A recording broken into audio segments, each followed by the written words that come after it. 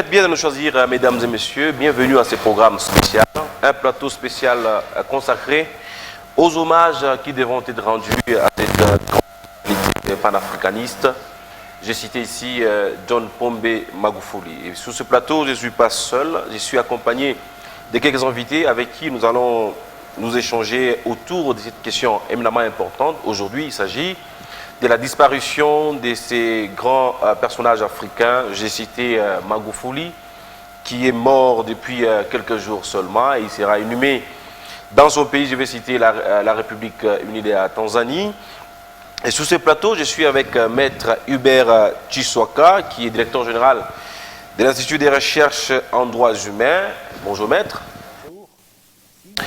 Je suis également avec le professeur Mouloumbeni, qui est un grand internationaliste dans notre province et dans notre pays. Bonjour professeur. Et à mon extrême gauche, je suis avec M. Chiwadi Moukwalukusa, porte-parole du Forum de la bonne gouvernance démocratique réelle. Il est également acteur politique. Bonjour M. Chiwadi. Bonjour monsieur le DG, bonjour à tous les amis présents sur ce plateau, bonjour à tous les téléspectateurs. Enfin, Maître Hardy Kamangala, qui est acteur de la société civile, également un analyste politique. Bonjour Maître. Bonjour monsieur le directeur, bonjour aussi à tous les téléspectateurs ainsi qu'à tous les invités sur le plateau. Alors, comme annoncé, nous allons commencer notre émission. Nous commençons avec vous, Maître Hubert. Quelle est votre lecture par rapport à cette triste nouvelle qui vient de frapper l'Afrique et évidemment toute la planète, s'il faut le dire? Merci beaucoup. Je salue les téléspectateurs de HK6 et ma lecture peut être située à d'abord 3 niveaux. Le premier niveau, c'est comment les Tanzaniens eux-mêmes ont réagi. Nous avons vu ça à travers les médias. Le deuxième niveau, c'est comment les autres pays africains et les Congolais ont réagi à la mort de Magufuli. Et le troisième niveau, c'est comment Magufuli ou la mort de Magufuli est présentée dans la presse internationale. Parce que nous lisons tous les journaux internationaux, nous suivons les radios internationales et nous avons aussi des critiques à faire par rapport à ça. En commençant par rapport à la Tanzanie, nous avons vu que le peuple tanzanien a beaucoup pleuré Magufuli. Nous avons vu des images. Nous sommes à partir de Lubumbashi en train de suivre dans les médias sociaux et la presse internationale que le peuple tanzanien vraiment est secoué et dans son amour propre. Le décès de Magufuli, c'est une très grande perte et on a vu des gens pleurer et à tous les niveaux, même les autorités au niveau de la Tanzanie. Et ici, il y a une grande leçon à tirer par rapport à nos dirigeants. Et le deuil de Magufuli nous a révélé que c'est quelqu'un qui a été très proche de sa population. Il a organisé beaucoup de meetings avec sa population. Il a beaucoup voyagé à l'intérieur du pays et dans les villages de les territoires reculés. Et d'ailleurs, pour preuve, il sera inhumé dans son village natal, là où il a eu le temps de confectionner des routes qui vont jusque dans les villages et il y a des hôpitaux dans les villages. Donc là, il y a une leçon à tirer. Le deuxième niveau, c'est au niveau africain. Nous avons suivi d'abord des discours des chefs d'État africains. Le président sud-africain a beaucoup apprécié Magufuli. Il a pleuré sa mort. Il a dit non, bon, ça c'était un grand panafricaniste. Il a montré l'exemple à beaucoup de gens parce qu'il a travaillé pour sa population et on a vu ça. Et le président de la RDC, Félix Tshisekedi, a dit pratiquement la même chose. On a suivi les messages des présidents voisins, Kagame, les présidents zambiens et angolais. Tous ont apprécié Magufuli. Par rapport à la population africaine, nous, la société civile africaine, nous avons aussi beaucoup apprécié Magufuli pendant qu'il était vivant parce qu'il a démontré comment on peut gérer un État autrement, sans seulement se faire plein les poches, mais rendre service à son peuple. Là où j'ai une grande critique, c'est au niveau de la présentation de Magufuli dans la presse internationale. On a tendance à vouloir nous faire croire que Magufuli est mort de Covid-19 parce que, dans son opinion à lui, Magufuli ne croyait pas beaucoup à ce que les laboratoires occidentaux étaient en train de présenter parce qu'il fallait absolument que les Africains puissent acheter le vaccin. Et nous voyons la presse internationale venir à la rescousse de cette opinion internationale que moi j'ai dit façonnée par des laboratoires médicaux, qui veut à tout prix teindre un peu l'image de Magufuli. Il dit voilà, il avait une opinion contraire de ceux qui tenaient absolument à avoir des vaccins en Afrique. Voilà qu'il en est mort. Ma lecture est à ces 3 niveaux. Peut-être avec les débats, je peux revenir avec d'autres commentaires. Nous allons nous tourner du côté du professeur. Quelle est également votre lecture par rapport au décès de M. Magufuli? Oui, avant tout, je voudrais vous dire merci. Merci de m'avoir associé à cet hommage que nous rendons à ces grands personnages qui est le président Pombe et Magufuli. Magufuli qui a dirigé un pays qui s'appelle la Tanzanie. Et la Tanzanie, comme vous le savez, est au centre donc, de relations internationales depuis très longtemps. Si j'ai dit que la Tanzanie est au centre de relations internationales, je fais ici allusion à Julius Kambarage Nyerere, le premier président de la Tanzanie, parmi le père fondateur du panafricanisme, vous le savez, à côté d'Azikiwe, le Nigérien, à côté de Kenyatta, le Kenyan, et à côté de Kamuzu, le Malawien. Eh bien, la Tanzanie est au centre donc, de relations internationales depuis très longtemps. Et si aujourd'hui un président maire en fonction, ça ne pouvait qu'attirer l'attention de tout le monde. Je ne voudrais pas revenir sur ce que Maître a dit, mais si aujourd'hui on parle de Magufuli, c'est tout simplement parce que l'homme a fait son nom, mais l'homme a dirigé un pays qui s'appelle la Tanzanie, et la Tanzanie occupe une place très importante dans les relations internationales de manière générale et les relations internationales africaines en particulier. Alors, M. Tuvodi, vous venez de suivre les deux intervenants.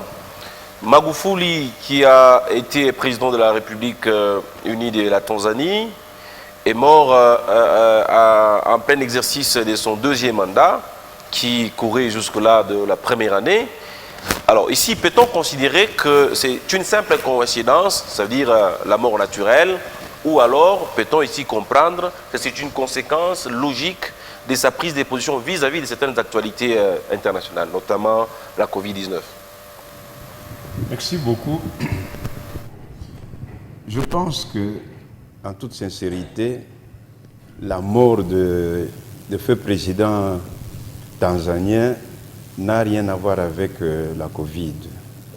Lorsque nous savons comment la presse occidentale, l'Occident, a combattu ce président qui ne croyait pas beaucoup dans les théories qui étaient échafaudées par les Occidentaux autour de cette pandémie, nos regards sont plutôt tournés ailleurs plutôt que du côté de la Covid.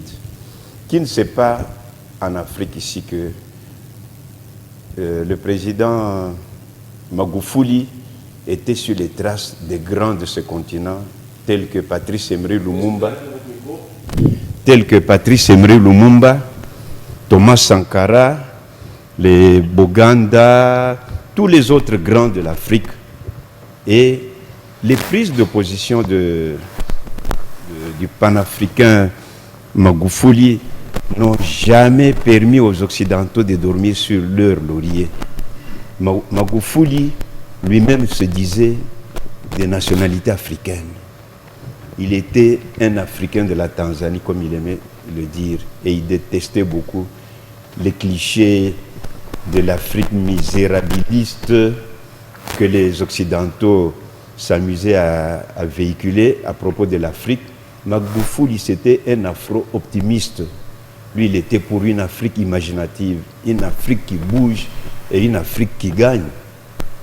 Magufuli disait, l'Afrique doit produire ce qu'elle consomme et doit consommer ce qu'elle produit. Et ça ne pouvait pas arranger les Occidentaux. Donc, nous voulons simplement, et Magufuli croyait dur comme fer, que l'avenir, la valeur de l'Afrique ne pouvait se concevoir que dans le cadre de l'unité africaine. Donc, avec de telles prises de position, Magufuli ne pouvait pas être en odeur de sainteté auprès de l'Occident, qui a commencé d'ailleurs par le traité d'un dictateur, pendant que dans son pays, c'est un chouchou, adulé par tout le monde. Donc, cette histoire de Covid, c'est à prendre avec des pincettes, avec vraiment des pincettes.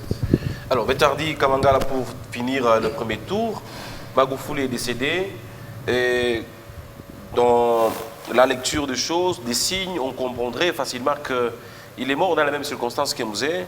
Quel parallélisme faites-vous entre Magufuli et Mosé Laurent Désiré Kabila, par exemple? Merci beaucoup, monsieur le directeur. C'est un privilège d'abord pour moi de rendre hommage à un dirigeant africain d'une si grande taille. Je cite le docteur Pombe Magufuli. Le parallélisme qu'il y a entre Magufuli et Mosé Kabila, c'est que la politique ou l'axe politique de Magufuli est cette même axe politique de Mosé Laurent Désiré Kabila. Donc une politique économique, mais aussi une lutte contre la corruption. Magufuli qui a milité pour le redressement économique, mais aussi, comment j'appellerais ça, la réduction des dépenses publiques au niveau de la Tanzanie. Je vais citer un exemple. Magufuli, dès son entrée de jeu, en tant que président de la République, il a réduit le coût des frais d'inauguration du Parlement au niveau de la Tanzanie qui était de $100 000 à $7 000. Là, je me rappelle aussi de Mosé Kabila qui a fait de même au niveau de l'hémicycle ici à Lubumbashi quand il est entré. Avec mais la aussi, CLPT. Voilà. Et puis au niveau de Kinshasa, il s'est fait voir comme celui par lequel l'espoir du Congolais devait arriver. Également avec Magufuli, qui est entré au pouvoir en 2015 et qu'on surnommait déjà les bulldozers. Le peuple tanzanien a vu dans Magufuli leur renaissance, leur espoir, ce qu'ils voulaient, ce qu'ils pouvaient voir Nyerere dans Magufuli. D'ailleurs, ce dernier qui impactait sur l'axe politique de Magufuli. Donc, ces deux personnages-là ont presque la même ligne politique, mais les deux personnes ne sont pas mortes dans les mêmes circonstances. J'éviterai de dire cela.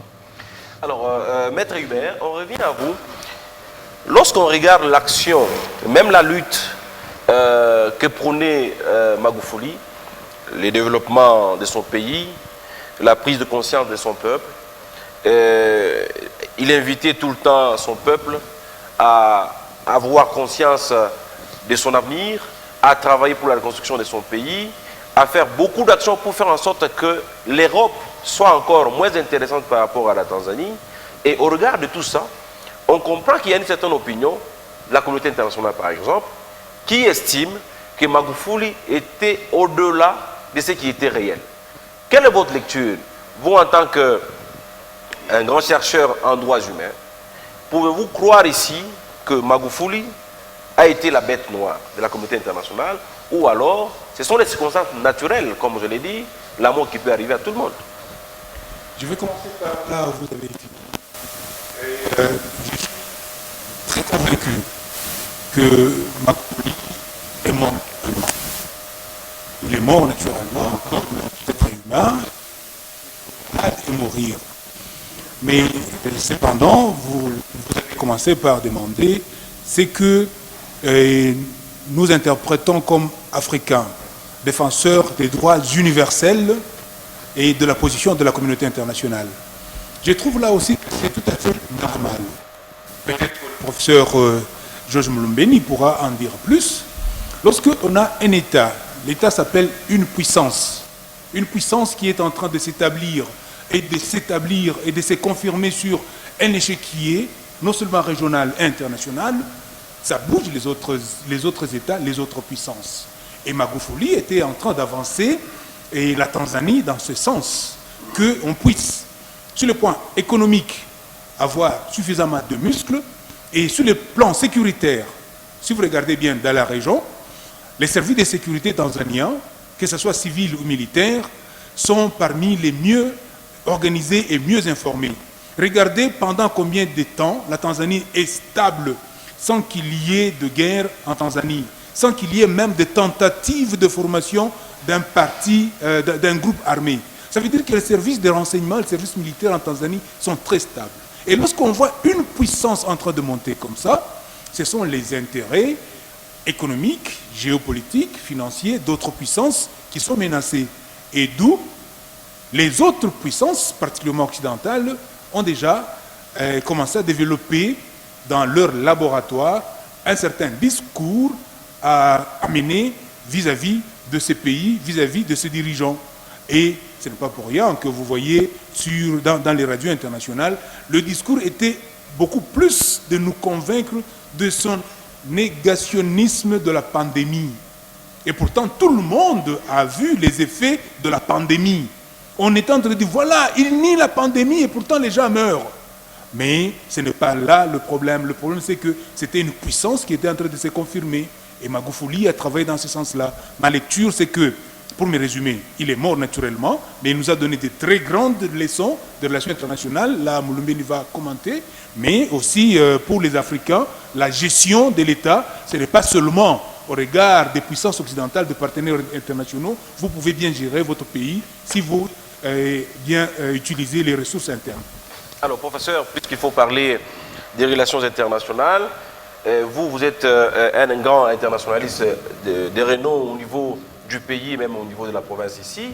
C'est quoi la lecture sur le plan international, les relations internationales avec la Tanzanie et la communauté internationale? Et également, la mort de Magufuli n'est-elle pas là, alors un signe fort à tous les chefs d'État africains pour dire attention, lorsque vous opposez à une prise de position de manière prise à l'échelle internationale, voilà votre sort qui vous attend. Merci. Et je crois que Magufuli a adopté une approche inédite dans la gestion de son pays. Et qui dit gestion de ce pays, c'est-à-dire l'engagement de ces dernières dans le concert des nations. L'approche de Magufuli, c'est une approche indépendantiste. Et qui dit approche indépendantiste, eh bien, il y a toujours une appréhension de la part de la communauté internationale, croyant que celui-là voudrait, par exemple, échapper à notre emprise.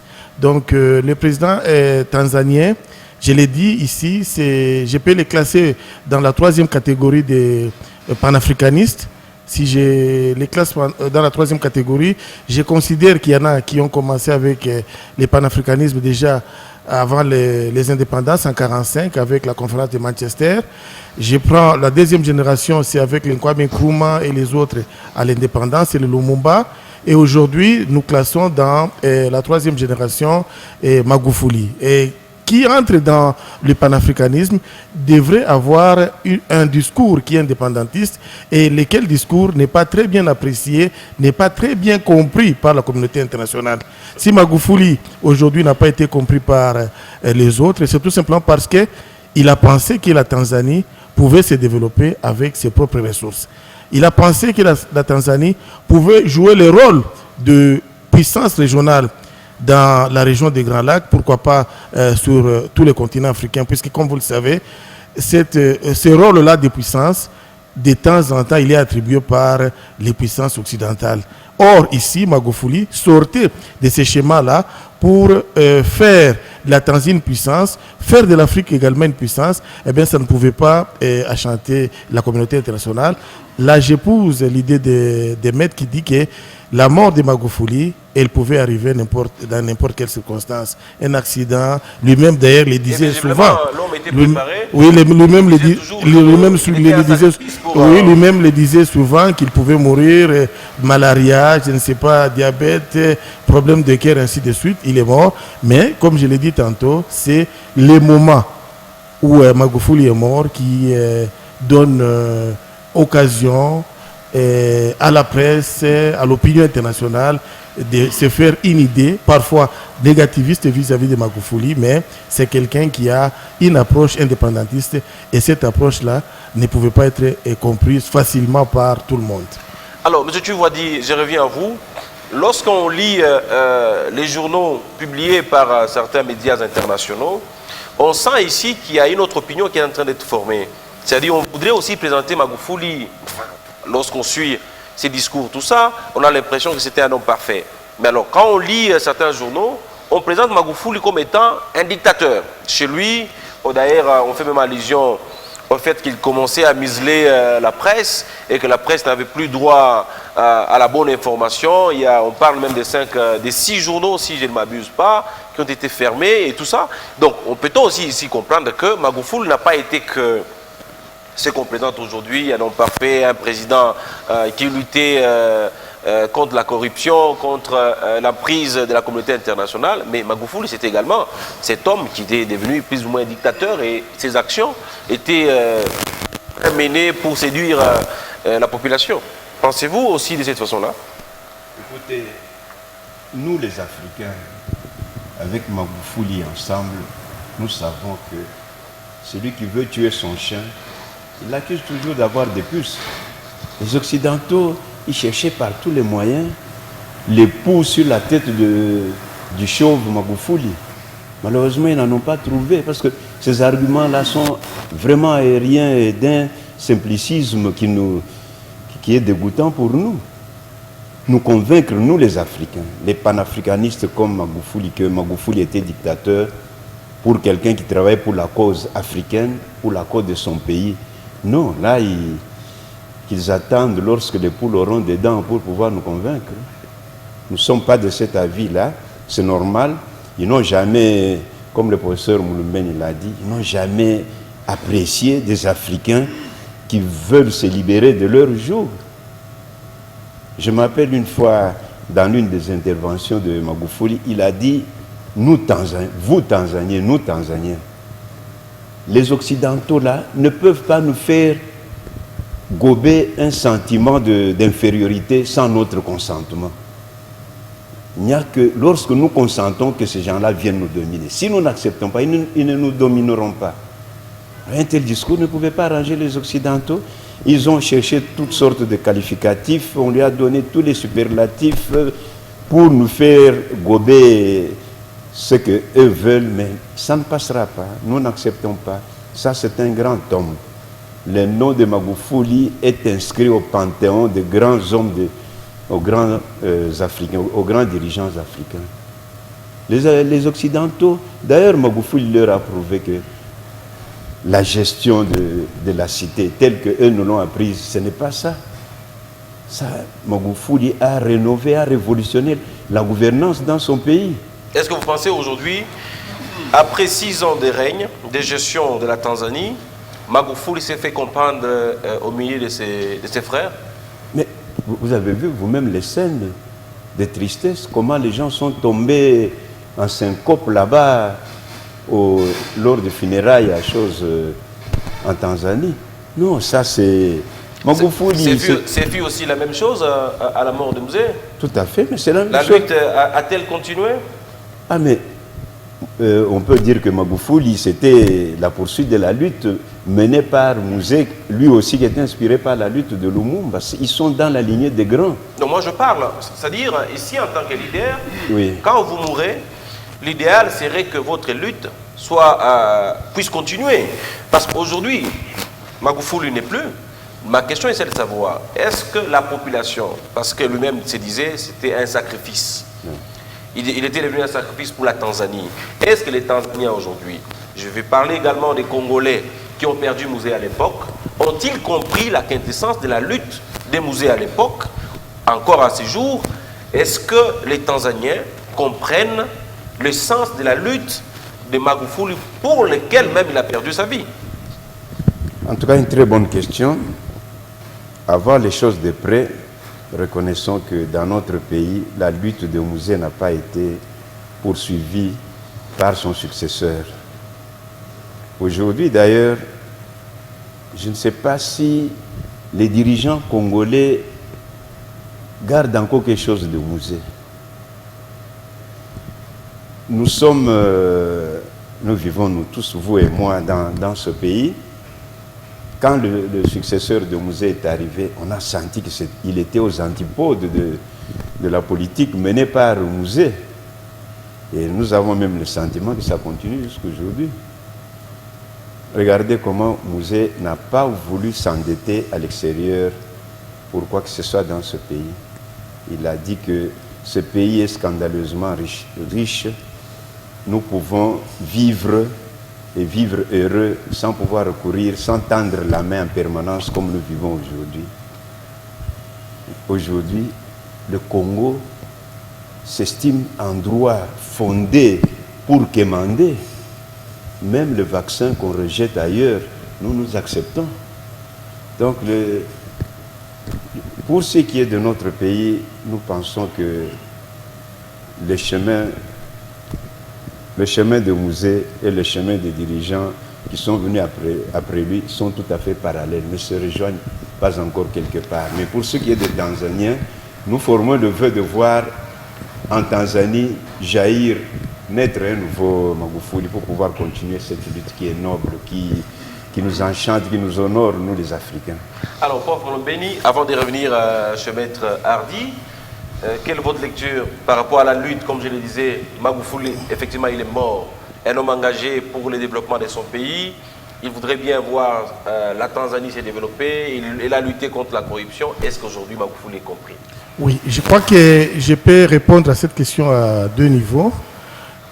D'abord, en disant qu'il est trop tôt pour que nous puissions tirer les conclusions sur Magufuli serait oui ou non compris.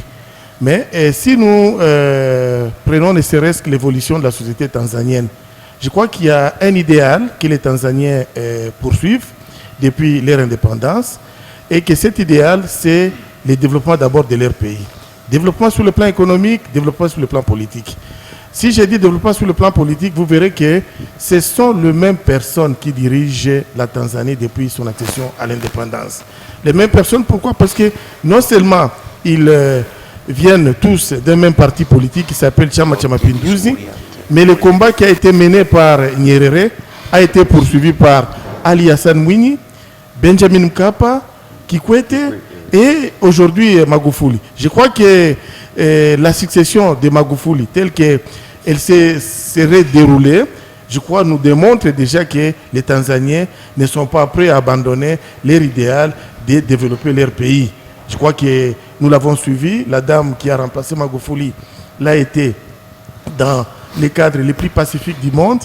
Et le choix du vice-président, ça se déroule aussi dans les cadres les plus calmes, les plus stricts. Ce qui veut dire que les Tanzaniens, ils ne sont pas prêts, si je peux peut-être, disons, renchérir votre question, ils ne sont pas prêts à abandonner ce qu'ils ont commencé avec Nyerere, qui a été poursuivi par Magufuli, et les autres vont également le poursuivre. Je crois que les Tanzaniens ont compris que Magufuli était dans la lignée de père fondateur de la Tanzanie, et les autres, ils n'ont pas besoin de perdre ce qu'ils ont gagné du point de vue politique et surtout du point de vue économique.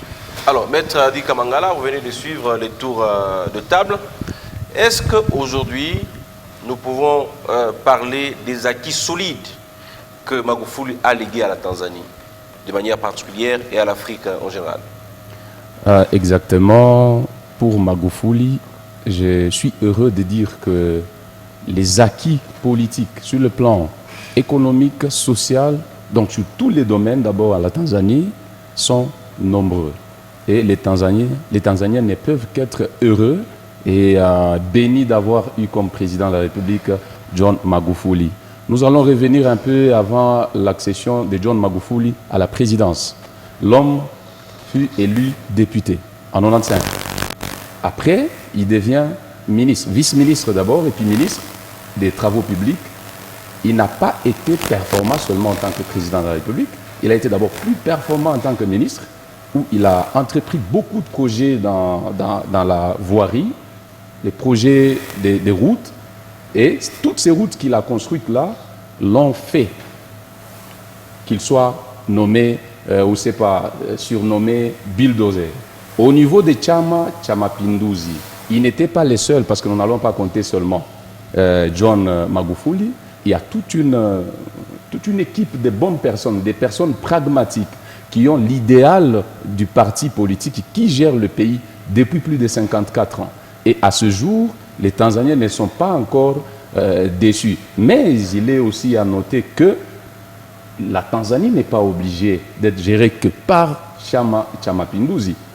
Si elle doit être gérée par un autre parti politique et que ce parti, le nouveau parti politique, pourrait continuer avec la lutte ou continuer avec le programme tel vanté par Chama Mapinduzi, je ne vois pas où est le mal. Mais qu'à ce jour, la Tanzanie a déjà beaucoup de routes. Il y a, sur le plan routier, je pense que la Tanzanie peut confronter l'Afrique du Sud. Et il y a même l'expansion de presque toutes les grandes autoroutes de la Tanzanie et l'ouverture, la liaison de la Tanzanie aux autres pays voisins, ce qui fait de la Tanzanie un secteur économique allant dans le sens profitable pour toute l'Afrique. C'est que la Tanzanie a beaucoup d'acquis de John Magufuli, mais John Magufuli n'était pas seulement saint. Ça, je peux le répéter. Ouais, ça veut dire que John Magufuli... C'est un humain, évidemment. C'est un humain, puisque aujourd'hui, mort qu'il est, les gens ou le commun mortel aura du mal à se départir de l'émotion, puisqu'il voit le cadavre, il voit la dépouille mortelle. Comme tout Africain qui se respecte, tout ce qu'il aura prononcé, ce ne sont que les belles paroles. Ça veut dire même quand un voleur meurt, même quand un voleur meurt, même tous ceux-là qui ont été victimes. On dit toujours que c'était l'homme le plus gentil du quartier et tout ça. Je ne peux pas me rappeler quelqu'un qui a dit, voilà, tel veut être enterré, il me devait de l'argent, il peut me le devoir maintenant, là, ça tombe. Personne, parce qu'on est émotionné, on est endeuillé, et que tout le monde veut à ce que l'âme de Magufuli se repose en paix. Est-ce que c'est ce qui est seulement nécessaire? Parlons un peu de la lutte anti-corruption. Mais Magufuli, en 2017, Magufuli a été à la une d'une, pas un scandale, mais je pense que c'était une facture fiscale exorbitante. Je pense que les professeurs peuvent se rappeler, tellement qu'ils sont chevronnés en 2017 avec la société Acacia Mining, qui s'est vu infliger d'une facture exorbitante de 190 milliards de dollars comme redevance minière. La société était étonnée pour comprendre qu'elle pouvait être infligée par une facture de 190 milliards de dollars américains comme redevance minière par l'administration de Magufuli. Et cette société a été même liquidée, rachetée par une autre société canadienne qui a renégocié cette facture à 300 millions de dollars. Et qu'est-ce que l'Occident a dit? Il a crié que c'était du rançonnage. Magufuli était en train de rançonner toutes les multinationales qui étaient au pays. Est-ce que cette facture était normale ou régulière? Parce que dans le monde des affaires, la redevance minière est calculée au prorata des bénéfices, au prorata de tout ce que vous produisez. Et quand vous infligez une facture de 190 milliards de dollars, vous encouragez les investisseurs ou pas? Je pense que vous ne les encouragez pas. Mais quand vous tendez cette facture, vous devez avoir des raisons pour lesquelles vous l'avez tendue. Et à l'Occident, qui sont d'ailleurs les propriétaires de toutes les multinationales, ils se disent menacés. Leurs intérêts sont menacés, mais leurs intérêts aussi, ou leur secteur d'exploitation n'est pas seulement une tombe, mais aussi une expansion économique à tout pays africain. Nous ne pouvons pas nous l'éviter. Paix à l'âme de John Magufuli, il a été 80% bon pour la Tanzanie, mais il y a aussi l'opposition qui crie jusque-là que Magufuli a accédé au pouvoir par voie frauduleuse. Magufuli il a combattu la liberté d'expression. Il y a même un artiste qui a été incarcéré, je pense que c'était en 2018, il s'appelle Ney, pour des paroles prémonitoires, présumées prémonitoires, sur une chanson où on l'a traité de tout parce qu'il a calomnié le gouvernement et qu'il a insulté le président. Qu'est-ce que John Magufuli a fait? La réaction de John Magufuli, c'est qu'il fallait d'abord le mettre en garde à vue, et un jour après, Magufuli décide de le relâcher, et après, il ajoute quelque chose que je vais appeler un système populiste. Il dit, bon, cher ami, va retravailler ta chanson, mais insère-y aussi quelques paroles prônant la sécurité. J'ai compris que Magufuli n'était pas seulement panafricain, mais il avait aussi cette stratégie populiste face au contexte actuel, au contexte politique actuel. Voilà un peu ma lecture. Monsieur Tuvadi, une réaction? Oui, à chaud, vraiment. Je voudrais savoir si vraiment au monde ici, vous connaissez un seul cas de l'opposition qui accepte facilement la victoire de son concurrent. Il n'y en a pas. Et si les opposants à Magufuli ont estimé que Magufuli a triché, ça c'est la plus normale des choses. Vous savez, c'est un langage africain, ça. Voilà. Oui, mais nous sommes, même à travers le monde. Oui, on n'a pas vu Trump aller saccager, désacraliser même ces hommes, aller désacraliser même le Capitole. Donc ça c'est, vous voyez, c'est ça le genre d'argument aérien, d'un simplicisme que rend. On veut nous faire croire que Magufuli a taxé par exemple à autant. Mais est-ce que c'est Magoufouli qui fait ça? Ce n'était pas le ministre des Finances, c'était tellement bien le ministre de la Justice. Je peux vous reprendre. Même s'il était à la tête des choses, dès lors que, par exemple, le ministère de la Justice ou des Mines a estimé que cette société a mal travaillé, a fraudé par exemple, et qu'on lui infligeait ce montant-là exorbitant. Quel est le problème de Magoufouli là-dedans? Mais je suis quand même convaincu que l'homme aura été au centre du débat. Magoufouli, dans sa lutte, j'ai suivi d'ailleurs quelques-unes de ses déclarations, dans laquelle il dénonçait même l'exploitation, si pas abusive, de la richesse de la Tanzanie. Et l'homme ne pouvait pas quand même tolérer ça, parce qu'il faut se dire, les multinationales qui viennent chez nous sont très souvent dans l'exploitation illégale de nos richesses, et que tout naturellement, dans les présidents de la Tanzanie, il pouvait que s'y opposer et même infliger certaines amendes, ce qui est du reste normal. Merci beaucoup, monsieur le directeur. Je pense que vous m'avez bien compris. Je parle des cas exceptionnels. Ces cas exceptionnels ne font pas de Magoufouli bon à l'unanimité. Infliger une facture à une multinationale, c'est normal. Mais aller au-delà de ce qui devait être payé par cette multinationale, c'est anormal et il faut le dénoncer. Ce n'est pas parce que John Magoufouli est mort que nous allons tout oublier, puisque moi, personnellement, je me dis la politique de Magoufouli m'a plu et m'a convaincu. En tant qu'analyste politique, je ne vois pas seulement le côté positif de Magoufouli, je cherche à savoir qu'est-ce qu'on reprocherait à Magoufouli à part son panafricanisme, à part sa lutte anticorruption, à part sa politique économique. Est-ce que cette politique économique, est-ce que cette lutte anticorruption a été pour le bien fondé ou pour le bien de la population tanzanienne? Je dis déjà oui, mais aussi dans tout pays qui se respecte, il y a le parti au pouvoir ou le régime, mais il y a aussi l'opposition. Faisons un peu un regard par rapport à l'opposition. Ce n'est pas parce qu'on est opposant qu'on est diabolique. On est opposant parce que le système de gestion actuel ne cadre pas avec votre idéal. Vous cherchez par tous les moyens convaincre la population à ce que la population vote pour votre système et que vous soyez à la gestion de la chose publique. Ce n'est pas qu'ils sont diaboliques. Et ce qu'ils disent, je me rappelle même que son opposant, Lissou, exilé en Belgique, il a même dit, avant que Magoufouli soit déclaré mort, c'était le 7 mars qu'il a annoncé que où serait notre président de la République. Puisque déjà le 7 mars, Magoufouli n'était plus visible, il n'a pas fait une apparition en public, et l'opposant voulait savoir où serait Magoufouli. Mais, selon certaines des indiscrétions, Magoufouli n'est pas mort à la date à laquelle nous a annoncé. Il serait mort quelques jours avant. Est-ce que pour tout ce qui est arrivé, Magoufouli mort, Magoufouli est le saint? Non, mais il était l'homme qu'il fallait pour la Tanzanie. Est-ce qu'il était seulement lui seul? Parce que si je vois l'actuel président de la République, je m'inscris en faux que sa lutte continue. Je m'inscris en faux, mais bon. Oui, parce qu'on le constate déjà après sa prestation de serment, le port de masque devient plus ou moins obligatoire. Ça veut dire que la présidente qui arrive vient casser quelque part l'élan de la lutte de Magoufouli. Et les exemples sont légion. Je vais revenir sur ce que mon aîné a dit par rapport à la lutte de Mzee. Alors, on prend Maître Hubert, une réaction par rapport à vos co-débatteurs. Oui, exactement. Je voudrais relativiser les choses en amenant des indicateurs d'observation de la scène politique en Tanzanie. Le débat qui est mené de l'autre côté de la barre porte sur le comportement des individus. Comme acteurs de la société civile, nous observons souvent des indicateurs dans la population. Actuellement, posons-nous la question de savoir si la population tanzanienne, à l'heure actuelle, n'était pas-elle contente de la façon dont Magoufouli gérait le pays.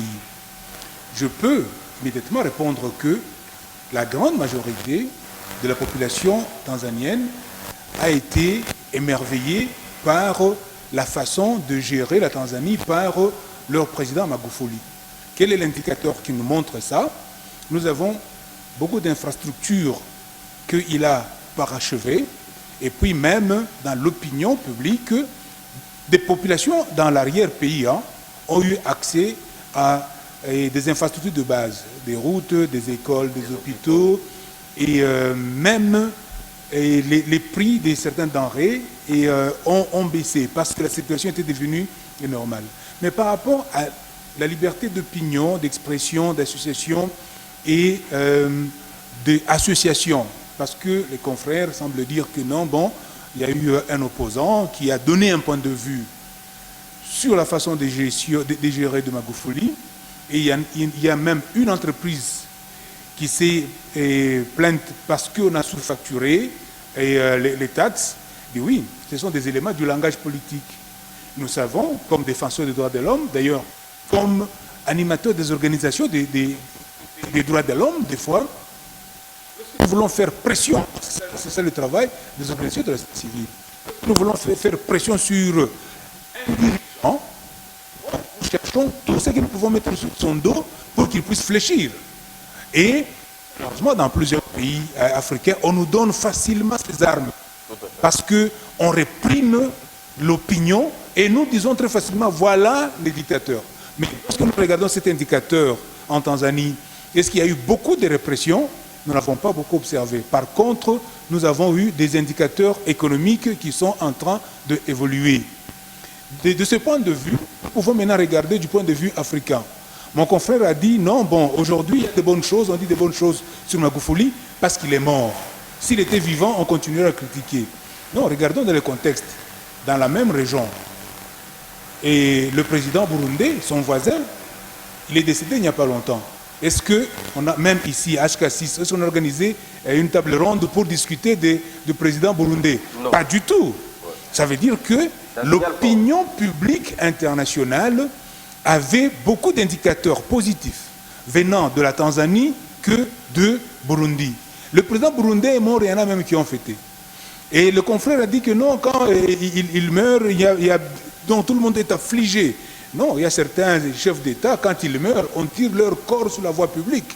En Sierra Leone, il y a un président qui était mort, Samuel Doe. On l'a tiré son corps sur la voie publique pour montrer que, comme un chien, on a dit, plus jamais un type comme celui-là. Mais ce qui se passe en Tanzanie, ça veut dire qu'il y a un émoi général qui dit, non, vraiment, il fallait que ce type continue avec nous pendant un certain temps. C'est le sentiment que nous avons vécu aussi ici en RDC, quand le président Mzee et Laurent Désiré Kabila étaient décédés. Vous avez vu que les gens avaient encore soif de lui. Donc ce ne sont pas tous les chefs d'État qui meurent qu'on peut vraiment apprécier. Pour terminer, dans la région, la façon de gérer économiquement la Tanzanie est très différente et les indicateurs économiques qui montent, c'est très différent de l'autre voisin à lui, qui a aussi de bons indicateurs économiques, mais qui est très critiqué sur le plan des libertés d'opinion et des libertés d'association. Non, c'est le Rwanda. Les gens disent que non, voilà, si vous allez au Rwanda, vraiment c'est propre, c'est bien, c'est propre. Mais il y a une très grande répression des libertés d'expression, des libertés d'opinion. Nous n'avons pas remarqué ça en Tanzanie. Et en conclusion, je me dis, si Kagame meurt, l'opinion publique internationale ne sera pas unanime sur sa gestion telle qu'elle l'est sur Magufuli.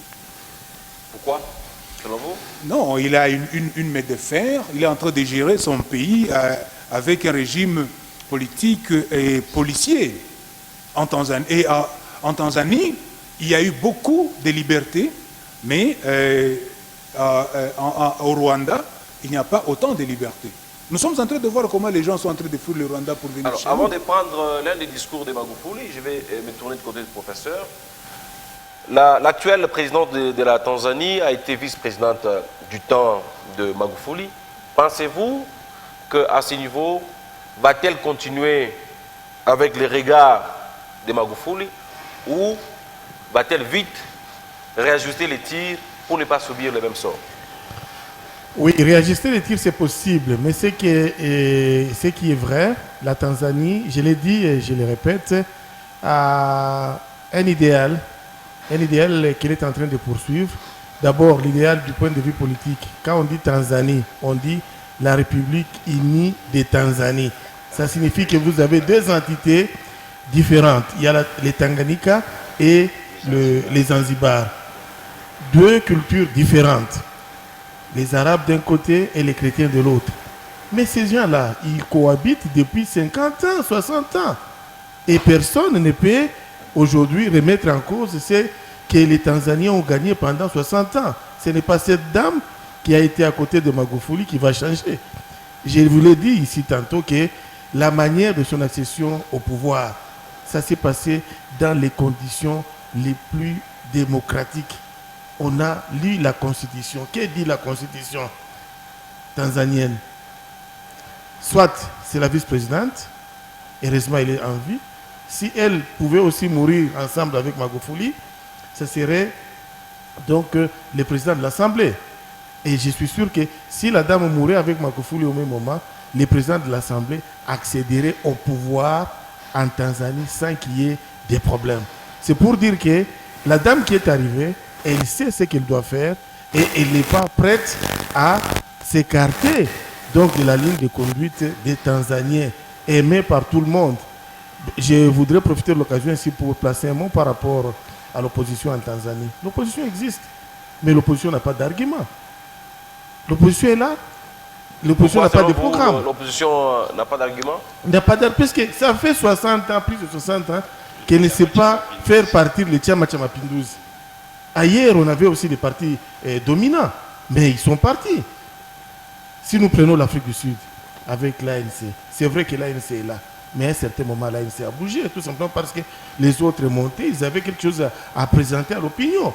Mais en Tanzanie, ils n'ont rien à présenter. Le Chama Cha Mapinduzi est là avec, disons, une idéologie qui est acceptée par tout le monde. Peut-être plus tard, ça pourrait changer. C'est pourquoi j'ai dit la dame est là et elle n'est pas prête à changer en Tanzanie. Alors, nous allons prendre l'un des discours de Magufuli. Ça va nous permettre de revoir encore l'homme, la vigueur qu'il avait, l'énergie qu'il avait pour son pays, l'amour qu'il développait même pour son pays. Regardez et nous allons revenir après.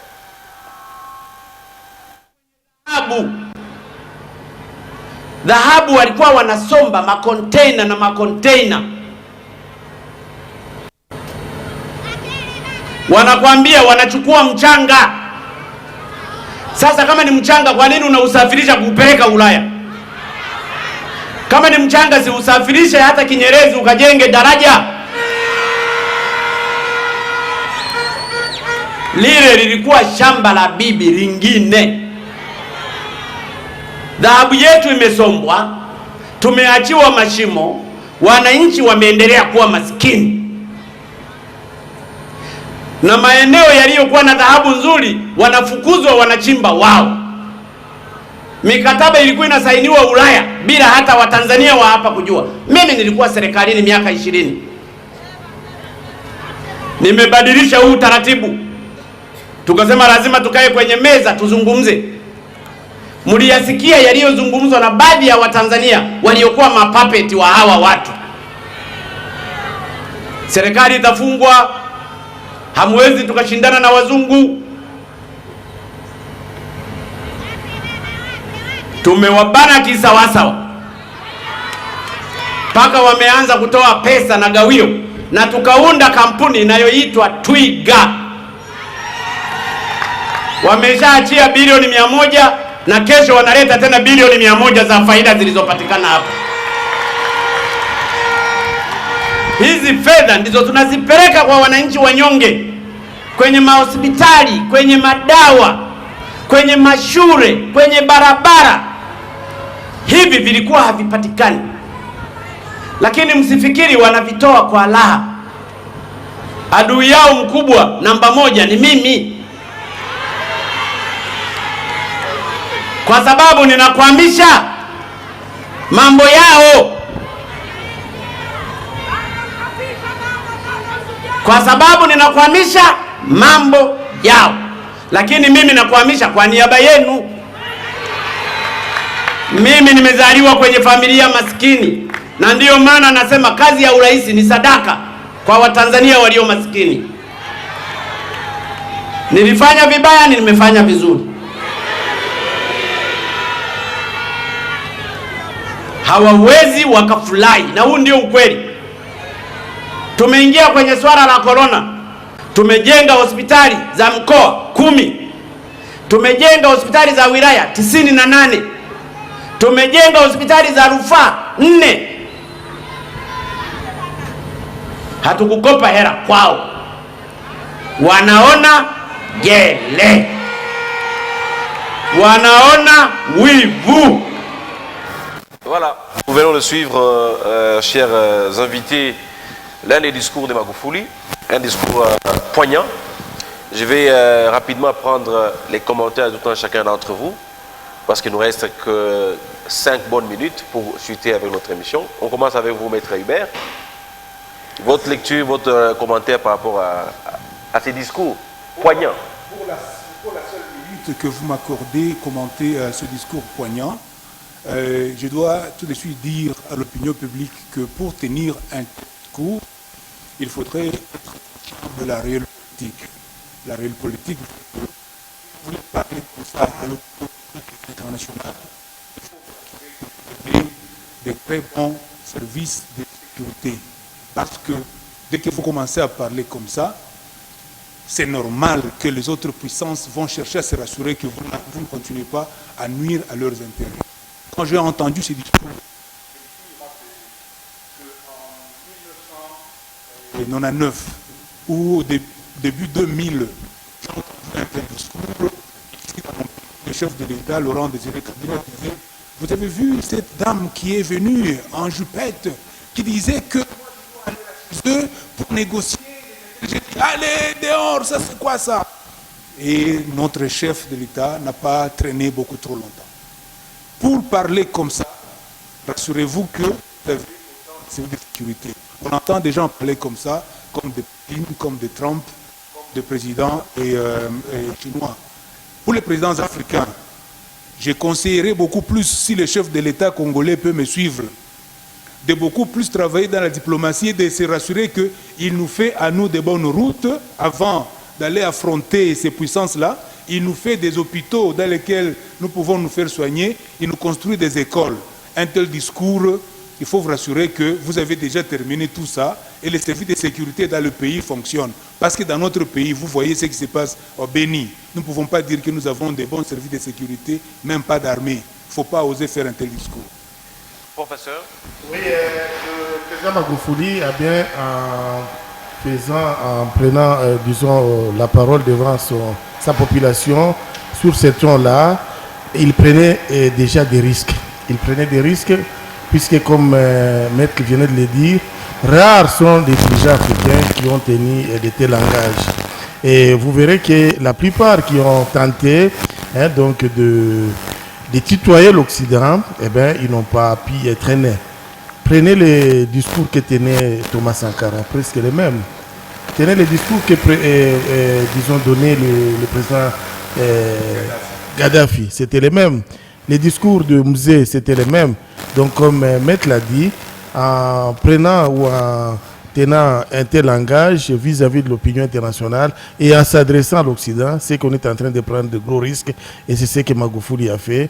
Je crois que rares sont des chefs d'État qui peuvent peut-être l'emboîter puisque connaissant ce qui peut arriver après. Maître Hardy Kamangala. Oui, j'ai de l'émotion quand je suis le discours de John Pombe Magoufouli. Droit dans ses bottes, ayant maîtrisé la situation politique de son pays, ayant maîtrisé le terme pauvreté de sa population, il a adressé un discours autant pragmatique que révolutionnaire, qui incarne l'espoir de tout un peuple. Je pense qu'il a même axé ses actions sur une réalité, et cette réalité doit servir aux autres dirigeants africains comme exemple à suivre. Honneur à ce digne fils de l'Afrique. Je pense qu'il y en aura encore d'autres John Magoufouli. Nous le pleurons et il sera à jamais dans notre cœur. Voilà, je pense. Merci.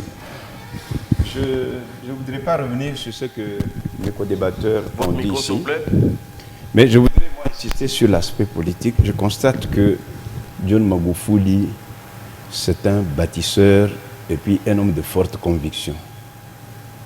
Nous ne pouvons pas dire que ce qu'il disait là, il ne sait pas ce qu'il disait, il le savait bien. Parce que Magoufouli n'est pas né de la dernière pluie des indépendances en Afrique ici.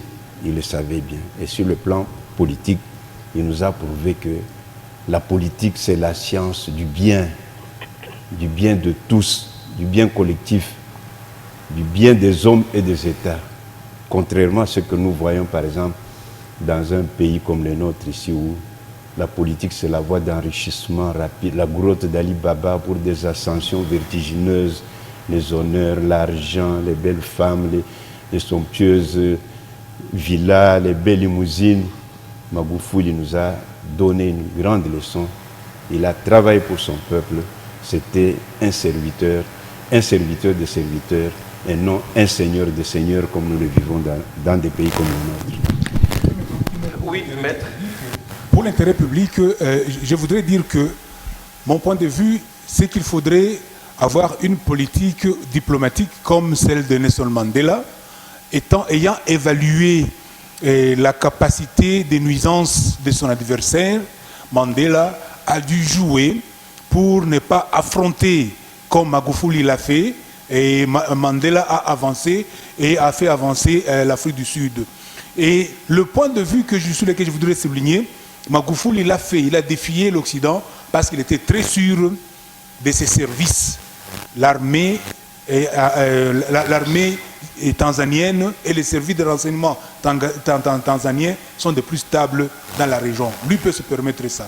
Merci. Voilà, ainsi s'achève ces plateaux spéciaux consacrés à ces grands panafricanistes. J'ai cité John Pombe Magoufouli. Sur ce plateau, j'ai reçu Maître Hubert Chisoka, DG de l'Institut de recherche en droits humains. Merci, Maître. Merci beaucoup de m'avoir associé à cette émission. Merci. À ce côté, nous avions le professeur Mouloumbeni, qui est un grand internationaliste. Merci, professeur.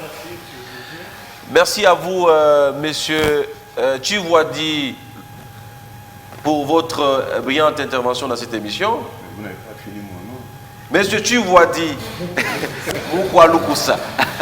Merci autant à vous aussi pour cet honneur que vous faites à un moins que rien que Chiwadi. Merci beaucoup. Maître Hardy Kamangala, analyste politique, merci également. Merci beaucoup, monsieur le directeur, pour l'honneur et le privilège. Et je rappelle encore que nous plairons Magoufouli, qu'il repose en paix. Voilà, nous avons fait un plateau spécial sur ces grands panafricanistes, John Pombe Magoufouli. Il aura joué sa partition dans cette pièce théâtrale qui est La Vie. Badem Powell, le fondateur du mouvement Scout, a dit « Tâchez de quitter le monde en le rendant meilleur que vous l'avez trouvé ». Nous espérons bien que d'autres Magoufouli vont renaître des cendres et que l'Afrique vivra encore mieux qu'il y a des années. Mesdames et messieurs, merci et bonne suite des programmes sur votre télévision.